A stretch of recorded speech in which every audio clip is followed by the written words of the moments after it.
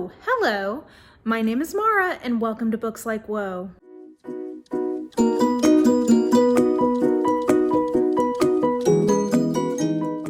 I've got a little bit of an unusual video for you guys today because I saw the movie Knives Out over Thanksgiving.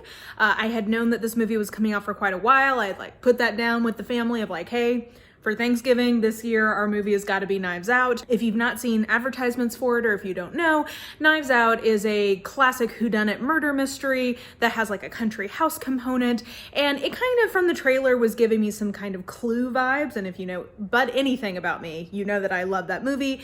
And that I also absolutely love what I describe as isolated closed circle mysteries. What this is, Clue is a great example, and Then There Were None is the great book example of this. It is where everybody is trapped together, somebody dies, we got to figure out who done it, probably because none of us can leave and therefore we might be next. That is my very favorite mystery trope. And while Knives Out turns out to not quite be that, and we'll talk a little bit about that, it is definitely a classic country house mystery, and it is a whodunit back on the big screen that is an original script, but it is playing with a lot of classic murder mystery tropes and murder mystery tricks and twists.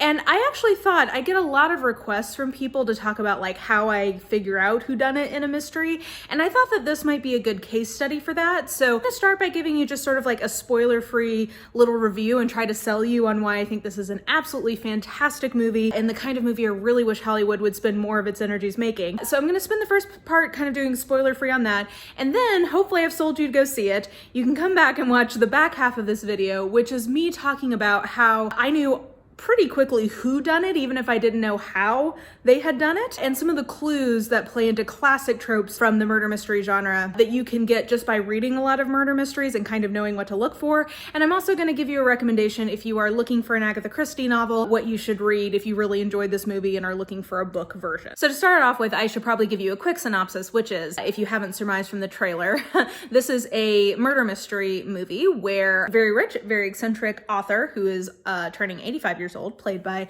Christopher Plummer to great effect, I think, is found dead the day after his 85th birthday party by apparent suicide, but an intrepid detective has been brought in on the case, Benoit Blanc, and he does not think that it was suicide, he thinks it was murder. And so we are slowly introduced to a whole cast of characters of the author's family. All of them are financially dependent on him to one degree or another. There's a ton of petty jealousies and little dramas that are going on between them that we quickly kind of get oriented to. And we end up spending a lot of this movie through the eyes of the author's faithful nurse, Marta, who is really the most likable person in the entirety of the people who are sort of surrounding him. So we're quickly kind of introduced to her point of view and spend the rest of the movie trying to figure out who done it and why and how and all the dynamics that are in play now that this immense fortune is up for inheriting. So that is kind of at a high level what this movie is about. And before we even get into my thoughts, if you just want a recommendation, I will tell you that if you enjoyed this movie, I really do think that Agatha Christie's After the Funeral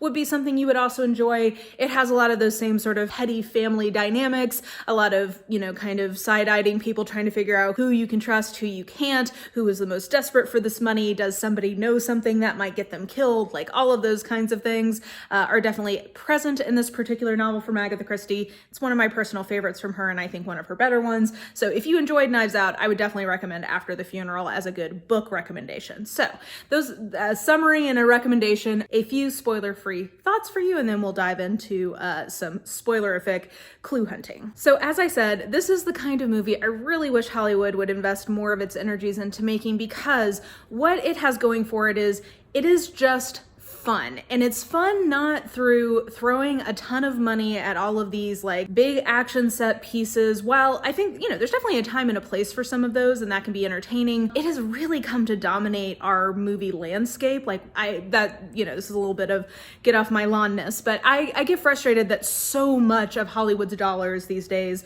go to the kind of movie that really is where the majority of the budget is being spent, or the majority of the energies are being spent.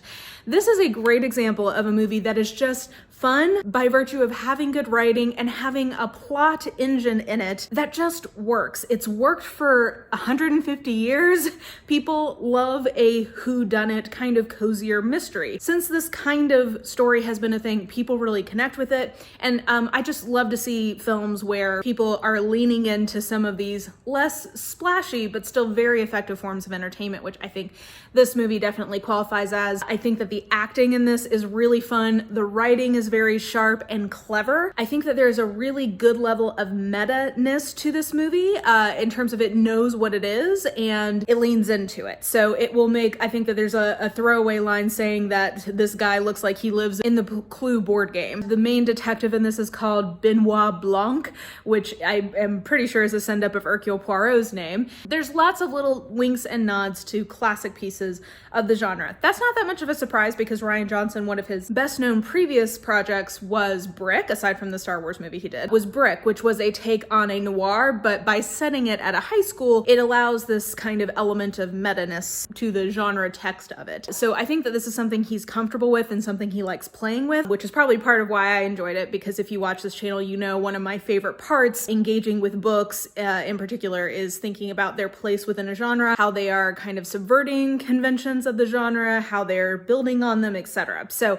this was probably a movie that I was already sort of in the bag for, just in terms of what its sort of project was. And then the third thing that this movie just absolutely excelled in, and like, it just made me so happy, is that this is an incredibly political movie that does not have to have any conscious engagement with that political text. Basically, the subtext of this entire movie is about how this kind of white entitlement to privilege and having kind of cultural and economic dominance is built on this idea of like, well, we've earned this. Like we're the ones who did the hard work and now we have kind of cultural homogeny and that's how it should be. But that's constantly undercut in this movie by the fact that none of these people are self-made, even though all of them think that they are, about their entitlement to their father's wealth, even though most of them probably haven't been super great kids in one way or another, or at the very least very gracious recipients of his generosity to them. So there's that intercut with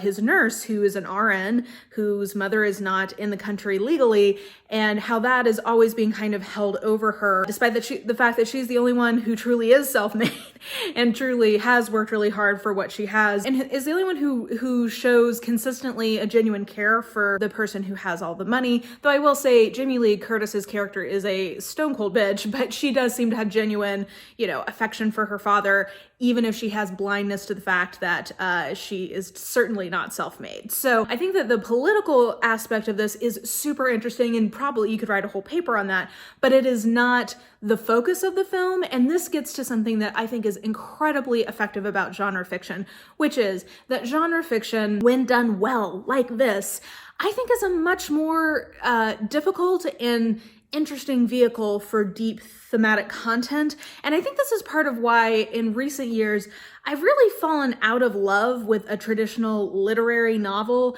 and even a traditional sort of like arty or independent film, because I think I've just kind of come to the place where I'm just not that impressed if you can stuff a bunch of meaningful thematic content into something where that's the only thing you have to do. It's much harder to make a genuinely very entertaining commercial film or genre film or whatever and actually infuse it with a ton of meaning, a ton of significant moments, and achieve a certain level of art that merits the same level of discussion as that straight up just like literary or artistic film. So anyway, I think that this just sort of really, when I was watching it, it really cemented that for me, because I was like, oh, this has some of the best commentary I've seen on class in a movie in a very long time. I mean, honestly, at the same level to my mind as something like Get Out from last year, or was that the year before, sometime recently? But I think it achieved that same level, but both of those movies are genre films, and I think that's why they connected with me so much, is that they were able to use entertainment film conventions in what are traditionally with themes that would more traditionally be handled in serious films. So I just think it was absolutely fantastic on that score. So all that to say, I highly recommend seeing this. If you are looking for just a fun movie, you're gonna have a great time. And if you are looking for something that definitely has some thematic layers, that will be there as well. And if you're just like me and you're a sucker for a good whodunit in any form, I think you're gonna be really happy with this. So those are all my spoiler-free thoughts. And then now I'm gonna transition to talking about some of the clues that I saw that I think are helpful to talk about in terms of honing your ability to spot whodunit early on. Okay, so now we're in spoiler territory, so if you have not yet seen this film, be ye forewarned. If you are not planning to see it, I guess that's fair enough, or if you are planning to see it, I would recommend you stop here. So I felt that I would use this as a case study because it's so much easier to get everybody to the same text as opposed to you needing to read a full book. So I thought that this would be a great case study of how to spot common tricks and twists that you see in the mystery genre that very quickly told me who the killer was, even if I didn't totally know how. And that, I will tell you, is something that I very frequently find in murder mysteries because I'm familiar with a lot of sort of the plot beats and character types, etc. I very often can figure out who, even if I don't know how or why. So in this movie, I figured out pretty quickly that it had to be Ransom, and especially the main scene that told me that that Ransom had to be ultimately involved in some way was the scene where he takes Marta out to interrogate her. And that is because A, he was ostensibly not present at the time of murder. So that should always send up a red flag. If you think somebody has been eliminated because they weren't in the house, you should probably double look at them. And actually the film kind of plays with this because Marta ostensibly is not in the house, but we already know that she did come back. So that should send up a red flag. The fact that old Granny thought that she saw Ransom coming back, that should send up a red flag. And then we already had gotten a clue earlier in terms of the dogs and their response to Ransom, that they were very aggressive towards him. And we had been told by Benoit Blanc, who we'll come back to here in a little bit, that dogs are usually a very good character judge, and because of Benoit Blanc's kind of position in this mystery universe, we should take that as a clue that they don't like him. So we know he is not a good guy. So we know that going into that scene. Then he starts interrogating her, and I think Rian Johnson did a very good kind of sleight of hand here where he shows that he does have some kind of underhanded motive, and that's a little bit of hand wavium to say, oh, the only thing that makes him bad is that he is still going to try to basically extort Marta and get a part of the inheritance. But when he says that he is going to help her, that is a huge red flag, just period blank, because if we know that he's not a good guy and he says that he is going to help her, we should be very suspicious of that. And then the final clinching clue in terms of just making you suspicious is that he mentions that his grandfather had told him that Marta was the only other person who'd ever beaten him at that strategic board game. So that is another essentially character clue. And I guess I should say a lot of these are character clues, and that's why I'm saying it's often easier for me at least to figure out who done it, because the author usually will put in a few of these that you can kind of read in terms of what kind of person would do this. That to me was the final sort of like, okay, yeah, I really do think it's Ransom because he's offering to help her. We know he's not a good guy. Yes, he's trying to get part of the fortune, but his whole character is that he's a spoiled brat. And Christopher Plummer had earlier in the film talked about how Ransom was a lot like Christopher Plummer in terms of his character, in terms of him liking a game. So the idea that he went driving and realized this was all for the best, I think based on what we know about that character at that point, that's unlikely. So if you accept that that's a lie, that also kind of puts everything in question. And then from that clue about the strategy, him also being a very good player of the strategy game, we know that he is a worthy opponent and he is somebody who could come up with a very convoluted way to frame Marta. And the fact that he is trying to help her is a very worn mystery trope as well, I would say, of the murderer trying to get in on the investigation or trying to get in on our main character's action. That is often something that murderers do in the mystery investigation. They try to insinuate themselves in some way. So all of those things put together, just based on the full cast of characters we had to suspect, I just figured that it had to be him. And I also should say that the fact that we found out what appears to be the true solution so early on in the story was also a clue, because usually if we find out one version of what we think happened that early on in a mystery, 9 times out of 10 that is going to be subverted in some way. So basically, up until we found out a little bit more about Ransom, I thought that potentially Harlan Thrombey had sort of orchestrated all of this and was like testing Marta in some way, or was trying to like get one over even more on his family. But then once Ransom showed up and was being so shady basically and was throwing up all of these little signals of like, oh, this is often what the person who did it in a murder mystery looks like, I kind of thought that might be it. But as soon as we had that scene with him, I was like, there's too many classic character tropes in terms of I'm gonna help you, the raffish ne'er-do-well who looks like he has maybe a heart of gold, but actually we got the true measure of his character pretty early on. All of those things together just made me suspect him. Some other things that stood out to me early on before I really knew how it was done, and actually I still was pretty surprised by the full extent of the how, was I was also pretty suspicious of Fran the housekeeper, and that is because 2 things. Usually in a story like this, a country house mystery like this, one of the servants will have seen something, right? So in some ways you might have been put off because one of the servants or one of the help, Marta, is in on it. So maybe that's satisfying that piece of the puzzle. But usually in these mysteries, a butler, a maid, somebody has seen something and will end up trying to blackmail the person who's involved. And so that was already kind of in my mind. And then we do get that scene, and it flashes back at the very end when we're seeing the full solution of Fran mentioning explicitly poison and the fact that her cousin worked in the medical examiner's office. So I was taking that as Fran hinting to Marta that she knew that she had done something. So I was expecting Fran to be a witness of some kind, and I was also expecting that Fran probably would end up being collateral damage, because something else that often happens in a murder mystery is that at least one more body pops up. So rarely can the author leave it well enough alone and just have one person die. Usually either somebody who saw something or somebody who's figured out something will get killed as well, or sometimes it's sort of like a compound plot, so you need to kill both A and B to achieve your desired end. So I marked Fran as a witness of some kind, or somebody who might try to hold something over Marta, or I saw her as maybe somebody who would try to help Marta get away with it because she liked her. The other piece of it that had crossed my mind was potentially she was an accomplice to Harlan in the earlier part of the movie, where I thought that maybe he had orchestrated some of these things. I thought that potentially the housekeeper Fran was kind of a part of that. So that was also just something that was clear to me. Even if I didn't know how she was involved, it seemed to me that it was likely that she was involved in some capacity. And then just kind of a couple of observations. It was very apparent to me that Marta was going to be the one who was either the main or sole beneficiary of the will,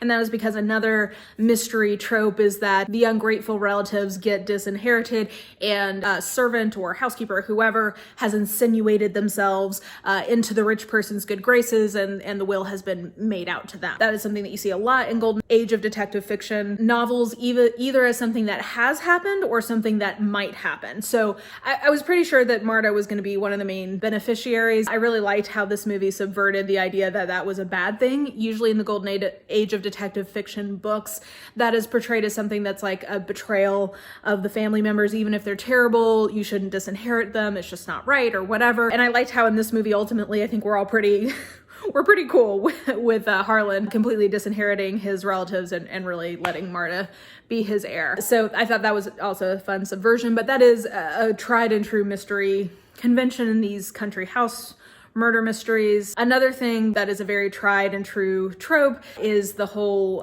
mix up of the timeline in terms of people kind of trying to make the detectives think that something has happened in a certain order throughout the night when actually things happened at a different time. That's one of the main, maybe that's why I'm always so focused on some of the character clues, because I think if you can figure out who you think is lying versus telling the truth / who might be lying for each other, that usually will give you a much stronger sense of whose pieces of the timeline you can believe. So anyway, just a side note, I thought that was also a great tip of the hat to a very traditional trope that happens in murder mysteries. And then finally, just talking about character types in this kind of country house mystery, and basically one final clue that really was pushing me towards Ransom more than anyone, is that just the types of motives that the family members have are just classic out of a country house mystery. So you have the cheating spouse who doesn't want their partner to find out that they've been cheating. That is a classic one. I find that that's actually very rarely the actual reason someone has killed someone. They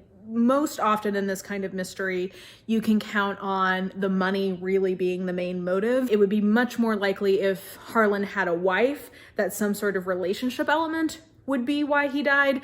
Based on the setup here where there's just like that one patriarch, you can pretty much count on it being money as the main motivator here, which I guess you could say he didn't want her to find out because she would divorce him and he would lose all his money. I mean, that's fair enough, but I don't know. Just in general, I find that isn't ultimately the motive of why the person who actually killed them. For whatever reason, that usually is a red herring. I eliminated Jamie Lee Curtis pretty quickly just because she had enough of a successful business that while, yes, it was very clear she wanted that money, she wasn't as desperate for it, and there wasn't really an attempt to build her up as having a real desperation factor. I think that was actually probably a miss on Rian Johnson's part. I think to make her a more viable suspect, he probably should have made her business in trouble or have some more strong financial motive for her to kill her father, because she very clearly had a very strong emotional attachment to him. But anyway, I did think that the motivation for the living son, and I can't remember that actor's name even though I recognize him, I thought that was a pretty strong motive in terms of him being fired and his ego involved with it. But the fact that he did have like a viable resume and therefore probably would not have been like desperate for the money, that diminished him in my mind. The two other grandchildren didn't really seem to be very viable suspects. I actually thought that of the group, in terms of the offspring beside Ransom, who I thought was the most likely to be a good suspect was Toni Collette's character. And that is because she truly was desperate for the money, which is usually a pretty good indicator.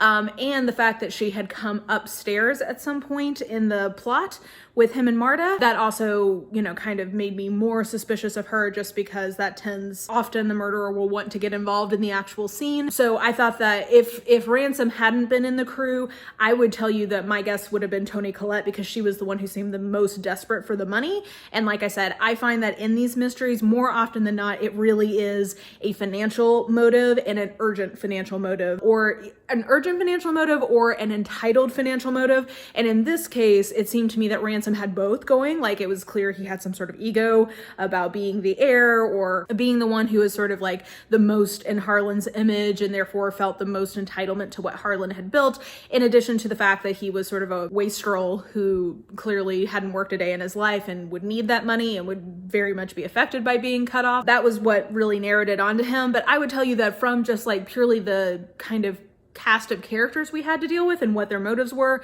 both Ransom and Toni Collette really were the two who immediately stood out to me as the ones most likely to have done it. And then from there, it was easier to focus in on which one of them seemed more likely. And then finally, I guess one more thing is that I should say that this is the kind of mystery that another thing that you're going to want to establish pretty quickly is whether or not the brilliant detective really can be trusted and really is a brilliant detective. Sometimes in stories like this, a detective will be brought in who has this big reputation, and then the author really undercuts it and shows him as being more bumbling, and then we will have like a main character who's really the better detective. And because Marta was such a smart, quick-witted presence in this particular story, it really could have gone either way. Like, there was textual evidence both for him deserving that reputation and for Benoit Blanc not deserving that reputation.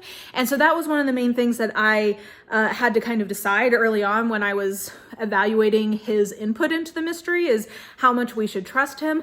And I decided that because I didn't have enough evidence that he wasn't really good, and because he did have a couple of key deductions and showed some adeptness at his different kind of ploys at interrogating the witnesses in those earlier scenes, I decided to assume that he was as good as his reputation said, and therefore things that he would say, like, you can always tell what somebody is like because of how dogs react to them, I decided to take that as a clue from him, like a true clue, because he has good insight into human nature. And therefore, when the dogs did not like Ransom, I had decided that meant that he was truly like bad in some way, and therefore kind of became more suspicious of him. So that's another thing, is that in this particular case, this is a great example of the brilliant detective who seems kind of eccentric and kind of quirky, but in the end always gets his man kind of a thing. This definitely is playing into that trope, and Hercule Poirot obviously is a great classic example of that. Miss Marple is somewhat in that ilk. Peter Wimsey, there's a lot of them. So I think if you had fastened on to the idea that he truly was somebody to be trusted, that was a good clue, because he also takes very seriously the grandmother's testimony and what she saw, things like that. So that was another kind of character clue that bolstered me being able to figure out it was probably ransom, even if I didn't know exactly how he had done it. Okay, so enough of my kind of very meandering thoughts here on this particular movie. I clearly really liked it. And like I said, I get asked a lot, like, how I know somebody is the murderer. So I thought this might just be a fun example of some of the things that I put together that made me suspicious of the person who actually did it. And like I said, I often find that if you are a big reader of mystery, you often can figure out who did it, and then you can figure out what the relevant clues are, even if you can't quite sort them in together. You can at least identify, like, somehow this thing is involved in how it was done. So there you go. Those are my thoughts about a movie that I really liked. And as I said, I think that if you enjoyed Knives Out, I would highly recommend following up with Agatha Christie's After the Funeral. I think that that will give you a lot of the same vibes. And if you've never read Agatha Christie before, it's a similar story. And so might be a good introduction to her. But yes, I think that that will do it for this particular video. A little different than what I normally do on this channel, but I thought that it would be warranted. Let me know if you've seen this movie and what your thoughts were, if you have recommendations of other books that you think are similar to this movie, because we do tend to have a lot more of these kinds of stories on TV and in books than we do in movies. So definitely feel free to leave that down below. And yeah, I think that that will do it. So if you enjoyed this video, please like, subscribe, follow me on the social medias if you are so inclined. I have all that information listed in the description box below, and I think that that will do it. I hope you are having an absolutely lovely day, and I will just talk to you soon. Bye.